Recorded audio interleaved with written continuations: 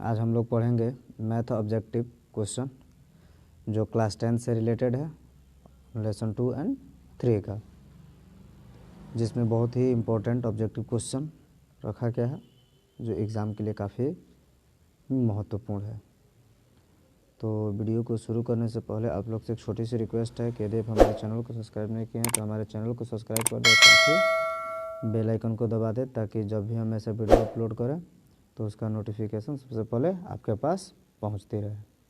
तो चलिए अब हम लोग वीडियो को स्टार्ट करते हैं। पहला क्वेश्चन है कि यदि अल्फ़ा बीटा बहुपद x square minus 3x plus 5 के शून्य हैं तब अल्फ़ा बटा बीटा प्लस बीटा बटा अल्फ़ा बराबर होगा।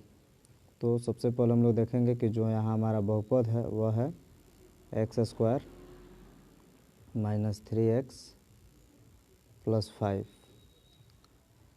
तो यहाँ पे कुछ नहीं तो एक है, तो a का वैल्यू हो जाएगा 1 और जो सेकंड वाला होता है वह b होता है, यानी b का वैल्यू हो गया -3 और c का वैल्यू हो गया 5। तो सबसे पहले हम लोग निकालते हैं यहाँ पे इस टाइप का जो भी क्वेश्चन होगा ना, तो उसको निकालने के लिए हम लोग अल्फ़ा प्लस बीटा का मान निकाल लेते हैं। तो अल्फ़ा प्लस बीटा बराबर होता है -b बटा a, तो माइनस और b का मान है -3 और बटा a का मान है 1, तो माइनस माइनस कट जाएगा तो क्या हो जाएगा +3। उसी तरीके से अल्फ़ा इंटू बीटा निकाल लेंगे, तो अल्फ़ा इंटू बीटा बराबर होता है c बटा a, तो c का मान है 5 और बटा 1, तो इसका भी मान हो जाएगा कितना 5 हो जाएगा। अब हम लोग को जो क्वेश्चन में निकालना है वह है अल्फ़ा बटा बीटा प्लस बीटा बटा अल्फ़ा। इसका जब हम लोग एलसीएम लेंगे तो यहाँ हो जाएगा अल्फ़ा बीटा, बीटा से बीटा कट जाएगा तो अल्फ़ा बचेगा, अल्फ़ा में अल्फ़ा से गुणा होगा तो अल्फ़ा स्क्वायर प्लस अल्फ़ा से अल्फ़ा कट जाएगा तो बीटा, बीटा में बीटा से गुणा होगा तो बीटा स्क्वायर। अब हम लोग क्या करेंगे, एक फार्मूला होता है A square plus B square का, तो alpha square plus beta square को लिख सकते हैं क्या अल्फ़ा प्लस बीटा का whole square -2 alpha into beta और बटा नीचे क्या है अल्फ़ा इंटू बीटा है। और मान रख देंगे, तो अल्फ़ा प्लस बीटा का मान है 3, तो 3 रखेंगे तो 3 का स्क्वायर -2 अल्फ़ा इंटू बीटा आया है 5, तो 2 गुणे 5 और नीचे भी क्या हो जाएगा 5। तो अब क्या हो जाएगा 3 का स्क्वायर होगा तो 9 हो जाएगा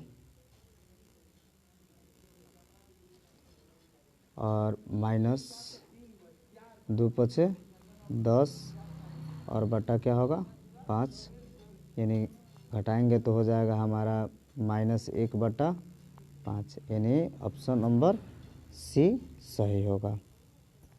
अगला क्वेश्चन है, एक रैखिक समीकरण का घात होता है। तो रैखिक का मतलब होता है ना जिसका घात क्या हो 1 हो, यानी जिस समीकरण का घात 1 होता है उस समीकरण को हम लोग क्या कहते हैं रैखिक समीकरण कहते हैं, यानी ऑप्शन नंबर सी सही होगा। अगला क्वेश्चन है, यदि x minus A F x का एक गुणनखंड है तो एफ ए का वैल्यू होगा। इसका मतलब है कि हम कह सकते हैं कि एफ एक्स बराबर एक्स माइनस ए, तो एफ ए का वैल्यू निकालना है तो एक्स की जगह पे ए रख देंगे, तो इसका मतलब कि a minus A is equal to क्या हो जाएगा 0, यानी ऑप्शन नंबर ए सही होगा।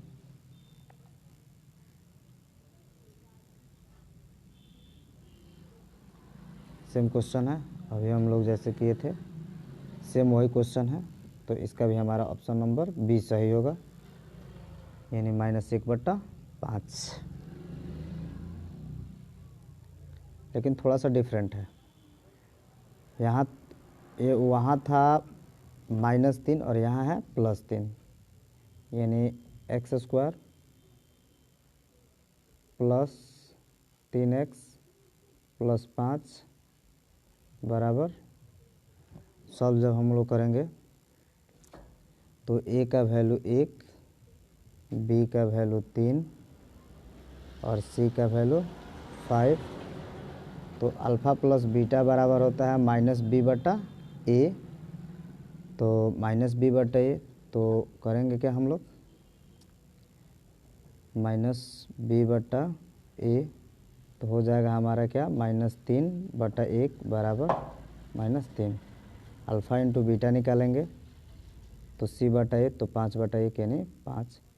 तो चूँकि डायरेक्टली हम लोग जानेंगे कि अल्फ़ा बटा बीटा प्लस बीटा बटा alpha is equal to, directly लिख सकते हैं हम लोग अल्फ़ा प्लस बीटा का होल स्क्वायर -2 अल्फ़ा बीटा बटा अल्फ़ा इंटू बीटा। सेम वही क्वेश्चन होगा, बट वहाँ -3 है यहाँ और वहाँ 3 था, तो 3 का भी वर्ग 9 होगा और -3 का भी वर्ग क्या होगा, 9 होगा। और 2 5 से कितना हो जाएगा, 10/5 नहीं घटेगा तो कितना होगा, -1/5 ही होगा। यानी ऑप्शन नंबर बी सही होगा।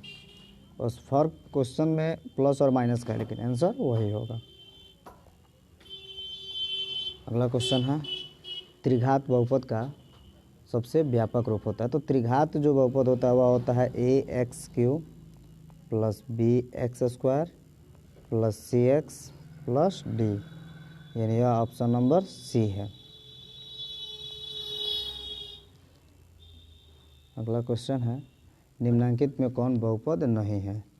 तो चूँकि जब भी हम लोग ध्यान देंगे कि यदि हमारा जो चर संख्या होता है यदि वह रूट में हो या उसका पावर माइनस में हो तो उस कंडीशन में वह बहुपद नहीं होता है। तो ऐसा कंडीशन है ऑप्शन नंबर सी में, क्योंकि यहाँ पर जो x है वह रूट में है और यदि चर संख्या रूट में रहता है तो वह बहुपद नहीं होता है।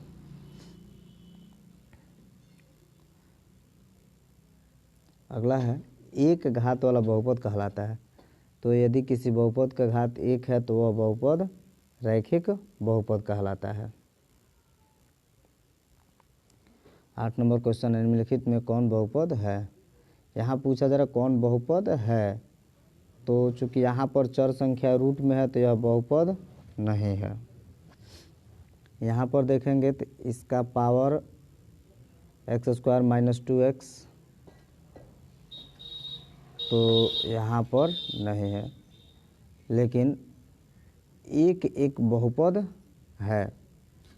क्यों, क्योंकि x के पावर 0 को हम लोग कह सकते हैं कि 1 होता है, ठीक है। तो यह एक शून्य बहुपद होगा, यानी ऑप्शन नंबर क्या होगा, बी सही हो जाएगा।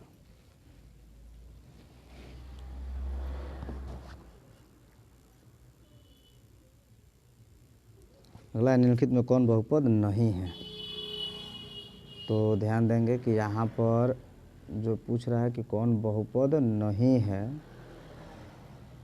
तो इस क्वेश्चन में देखेंगे तो यह भी बहुपद नहीं है।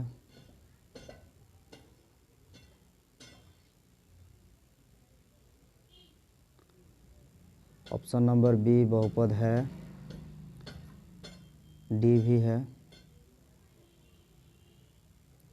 यानी मुख्य रूप से ऑप्शन नंबर जो हमारा सी है ना वह बहुपद नहीं होगा। यहाँ पर जो हमारा x है यह रूट से बाहर है और यहाँ पर x² है तो x² का वर्गमूल x हो जाएगा तो रूट हट जाएगा, यानी ऑप्शन नंबर सी सही होगा। 10 नंबर क्वेश्चन है, बिना घात के बहुपद को कहते हैं। तो बिना घात का बहुपद जैसे मान लीजिए x है +2, यानी इसका घात नहीं है। तो जब घात कुछ नहीं इसका मतलब कि 1 है, तो एक घात वाला बहुपद क्या कहलाता है, रैखिक बहुपद कहलाता है। एक घात वाला बहुपद कहलाता है, तो एक घात वाला बहुपद रैखिक बहुपद कहलाता है।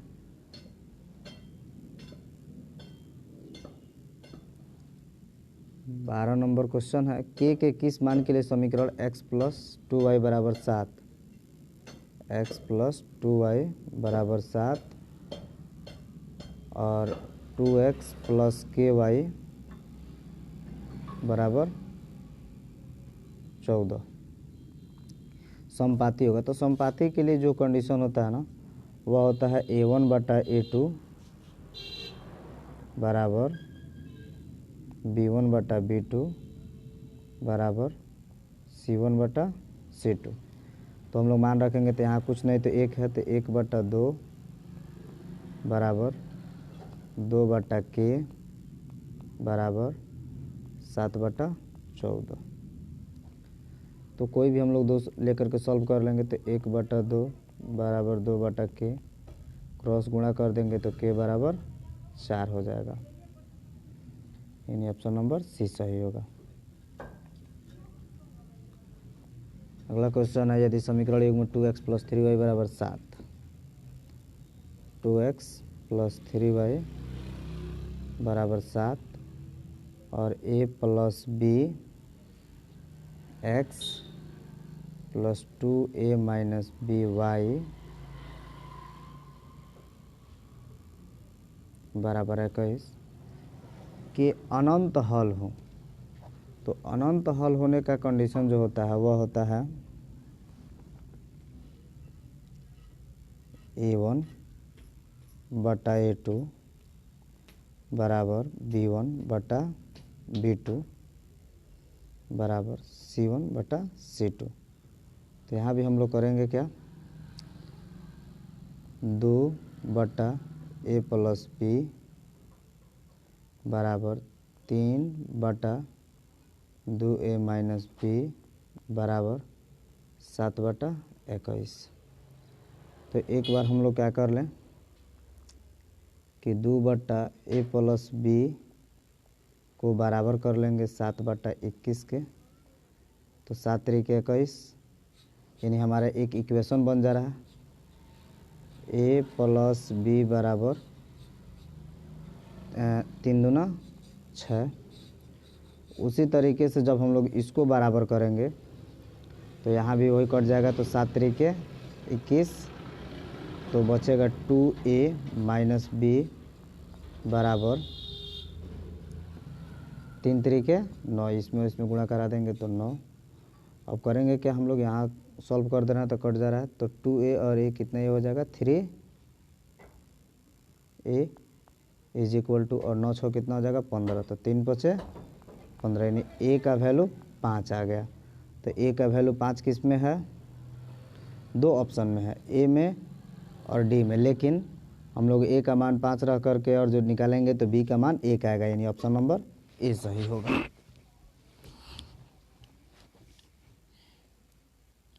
अगला क्वेश्चन है, p के किस मान के लिए समीकरण युग्म का कोई हल नहीं है। तो कोई हल नहीं होने का जो कंडीशन होता है वह होता है A1/A2 = B1/B2 नॉट = C1/C2।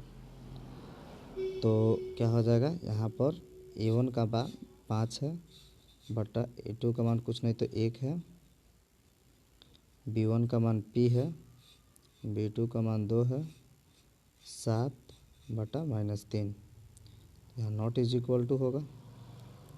तो हम लोग जब सॉल्व कर देंगे तो 5/1 बराबर P/2, क्रॉस गुणा कर देंगे तो P बराबर कितना आ जाएगा 10, यानी ऑप्शन नंबर डी सही होगा। अगला क्वेश्चन है, के किस मान के लिए समीकरण युग्म के अनंत हल है।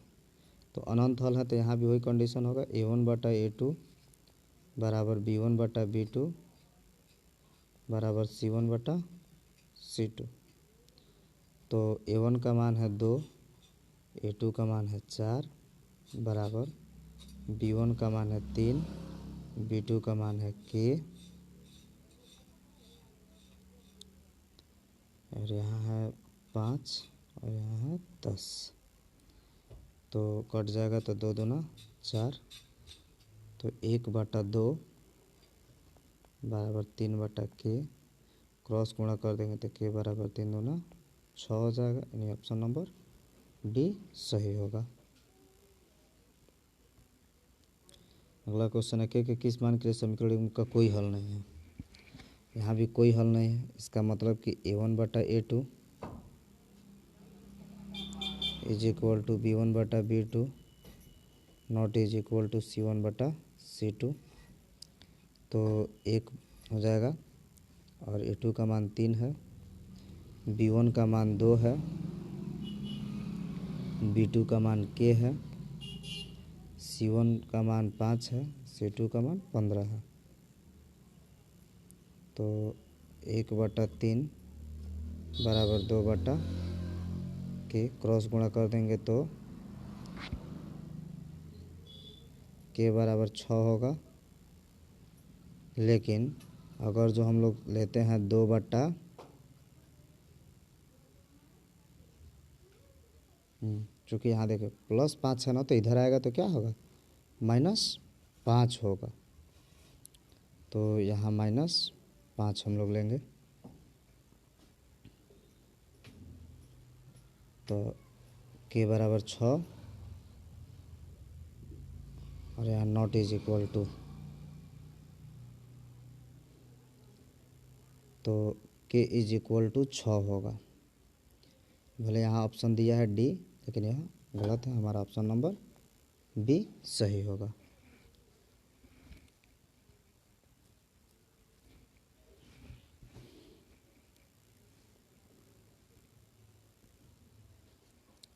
सत्रह नंबर क्वेश्चन है, यदि AM not is equal to BL तो निम्न समीकरण युग में AX बराबर BY बराबर C तथा LN प्लस MY बराबर N का है अद्वितीय हल, क्योंकि A1 बटा A2 not is equal to क्या है, B1 बटा B2 है।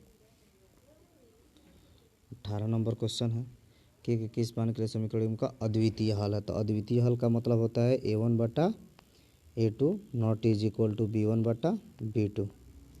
तो A1 का मान है K बटा A2 का मान है 6 not is equal to B1 का मान है -1 और B2 का मान है -2, कट जाएगा। तो K बटा 6 बराबर 1/2, 2×3 = 6, यानी K बराबर नॉट इज इक्वल टू 3, यानी ऑप्शन नंबर D सही होगा। 19 नंबर क्वेश्चन है, यदि x + y बराबर 7, 5x + 12y बराबर 7 तो x का मान होगा। तो फ्रेंड्स देखिए यहाँ पे मान लीजिए x + y बराबर 7 है और 5x + 12y बराबर भी 7 है। तो चूँकि सबसे पहले हम लोग यहाँ 5 से मल्टीपल करके x का वैल्यू बराबर कर ले, तो 5x + 5y बराबर 35 और बाद वाला समीकरण है 5x + 12y बराबर 7, तो घटा देंगे तो कट जाएगा। तो 5y में से 12y जाएगा तो -7y और 35 में से 7 जाएगा तो 28, 7 चौके 28, तो y इज इक्वल टू कितना हो गया, -4 हो गया। अब y का मान रख करके x निकाल लेंगे, तो चूँकि x अब माइनस y के जगह पर 4 रख देंगे तो -4 बराबर 7, तो x बराबर 7 और +4 बराबर 11, यानी ऑप्शन नंबर B सही होगा। और हमारा लास्ट क्वेश्चन है, रैखिक समीकरण युग्म को हल करने की कितनी बीजीय विधियां हैं। तो 3 विधियां होती हैं, एक ग्राफीय विधि, मतलब मुख्य रूप से 2 ही होता, लेकिन समीकरण हल करने का 2 विधि होता है, एक ग्राफीय विधि और एक बीजीय व्यंजक विधि। और बीजीय व्यंजक विधि 3 तरह से हल किया जाता है, एक प्रतिस्थापन विधि, दूसरा विलोपन विधि और तीसरा होता है वज्र गुणन विधि। तो फ्रेंड्स यदि वीडियो अच्छी लगी हो तो लाइक, कमेंट और शेयर कर दीजिए।